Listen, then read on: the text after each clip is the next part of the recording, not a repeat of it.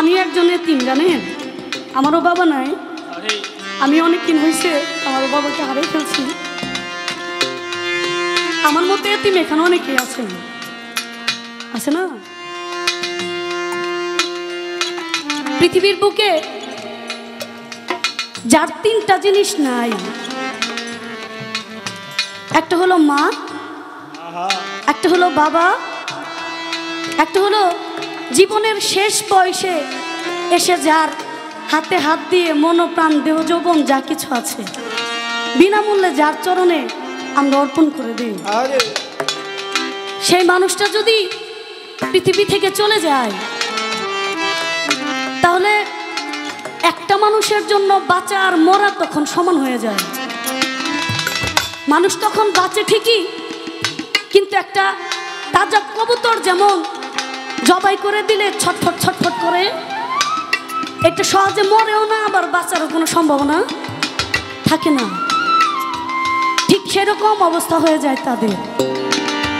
এখানে অনেক মানুষ আছেন যার সামনে থেকে মা চলে গেছে, যার চোখের সামনে থেকে বাবা হারিয়ে গেছে, যার চোখের সামনে থেকে পীর মুর্শিদ পর্দা নিয়েছেন।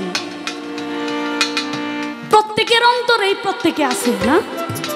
কোনো সন্তান পারে বাবা মা চলে যাওয়ার পরে, কোনো সন্তান পারে মা বাবাকে ভুলে যেতে? অনেকের মা বাবা নাই, কিন্তু এই জন্য কি দিনে একবারও মা বাবার কথা মনে পড়ে না? এক সপ্তাহে কি একদিনও পড়ে না মনে?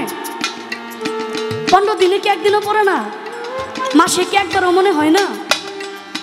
এক বছরে কি একবারও মনে হয় না? মনে হয়। কেউ ভুলি না আমরা। এই যে আজকে যারা এখানে বসে আছে তারা কিন্তু খুব অসহায় হয়ে এখানে বসে আছে। আমাদের শরীফ ভাই, শরীফ চিস্তি ও সজীব চিস্তি, আমাদের সজীব ভাই দৌড়াইতেছে, খালি দৌড়াইতেছে। এই দৌড়াদৌড়িটাও তার থাকতো না যদি তার মুর্শিদ কেবলা আজকে স্বয়ং এখানে উপস্থিত থাকতো। এই দৌড়াদৌড়িটা তার করা লাগতো না। কিন্তু এখানে অনেকে আছেন, আমি একজন এতিম জানেন, আমারও বাবা নাই। আমি অনেক দিন হয়েছে আমার বাবাকে হারিয়ে ফেলছি। আমার মতো এতিম এখানে অনেকেই আছেন, আছে না? মা বাবাকে ভালোবাসেন এমন সন্তান খুব কম আছে। আর যারা বাউল বিচার গানে আসে তারা খুব সাধারণ মানুষ। কোনো অসাধারণ মানুষ বাউল বিচার গানের মঞ্চে সারা রাত বসে গান শোনে না।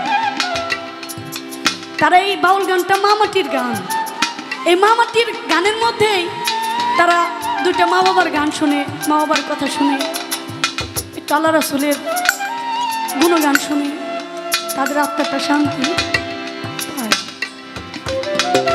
কিন্তু তার চেয়ে বেশি শান্তি যদি গান শুনে যায় দেখেন যে আপনার মা আপনার জন্য জেগে বসে আছে, আপনার ঘরের বিবি ঘুমায় আছে, আপনার সন্তান ঘুমায় আছে। দেখেন যার মা ঘরে আছে, যায় শুধু বাড়িতে পা দিবেন আর বুঝে ফেলবো যে আমার সন্তান, আমার সোনামণি ঘরে আসছে, বাড়িতে আসছে। অন্তত এইটুকু না বললেও আপনাকে বলবে কি, সারা তো গান শুনে আসছো, বাবা ঘরে কিছু থাকলে কিছু খায় নিও। এটা হলো মা, এটা হলো মা। আর বাবা এমন একটা জিনিস, আপনাকে ভ্যান চালায় রিক্সা চালায় সে কিন্তু আপনার জন্য একটা বিস্কুট হইলেও সে আপনার জন্য নিয়ে আসতো। এই যে দেখছেন না, আমার এক ভাই নয়ন ভাইয়ের সাথেরই আমাকে এক প্যাকেট বিস্কুট দিছে।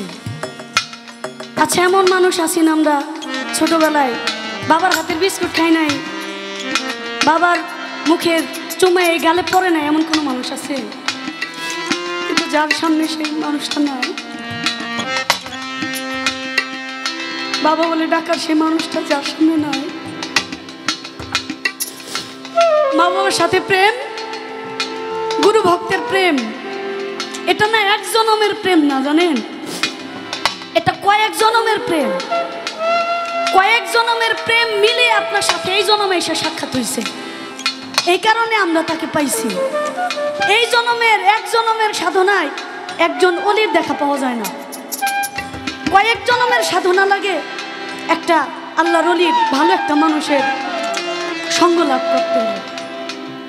এমন একজন মানুষ ছিল, এই যে আমার ছবিটা দেখেন, দেখলেই বোঝা যায় মায়াবী চেহারা, হ্যাঁ তাই না? এমন একটা মানুষ যার মুখ দেখলেই আপনার কলিজার যত জ্বালা আছে, দুঃখ বেদনা আছে, সব আপনি ভুলে যাবেন। মনের যত দুঃখ আছে আপনার না বললেও একজন পীর মুর্শিদ, একজনের ভক্তের মুখ দেখলেই ঠিকই একজন পীর মুর্শিদ তার মনের কষ্টটুকু বুঝে যাবে, আর মাথায় হাত দিয়ে দোয়া করে দেয়, যা সব ঠিক হয়ে যাবে। এটাই তো বলে না যে বাবা টেনশন করিস না, চিন্তা করিস না, যা সব মালিক ঠিক করে দিব। এই যে এই কথাটা কোয়ার মানুষ পৃথিবীতে আর কেউ হয় না, জানেন? এই কথাটা যে বলবে আপনাকে, একমাত্র পীর মুর্শিদ ছাড়া এই মানুষটা আপনার জন্য কেউ হবে না।